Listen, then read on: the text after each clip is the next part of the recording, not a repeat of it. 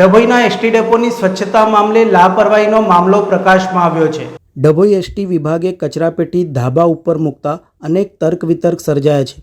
પાલિકા દ્વારા સ્વચ્છતા અભિયાન અંતર્ગત એસટી ડેપોને સ્વચ્છ રાખવા માટે 8 જેટલી કચરાપેટીઓ એનાયત કરી હતી, પરંતુ એસટી ડેપોએ એક કચરાપેટી ડેપોના ધાબા ઉપર મૂકેલી નજરે પડી છે। ત્યાં કચરો નાખવા કોઈ જાય છે, તેમજ તે કચરાનો નિકાલ કોણ કરે છે તેને લઈને હવે સવાલો ઊભા થયા છે। એસટી ડેપો પ્રશાસનને શું નગરપાલિકાએ કચરાપેટીઓ મૂકી રાખવા આપી છે? એક કચરાપેટી ડેપોના ધાબા ઉપર જોવા મળતા અનેક તર્ક વિતર્ક સર્જાયા છે। પાલિકા પ્રશાસન દ્વારા સ્વચ્છ ભારત મિશન અંતર્ગત કચરાપેટીઓ ડેપોમાં જુદા જુદા સ્થળે મૂકવા અપાઈ છે, જે પૈકી કેટલીક કચરાપેટીઓ જૂના ડેપો તો કેટલીક નવા ડેપો ઉપર મુકાઈ છે।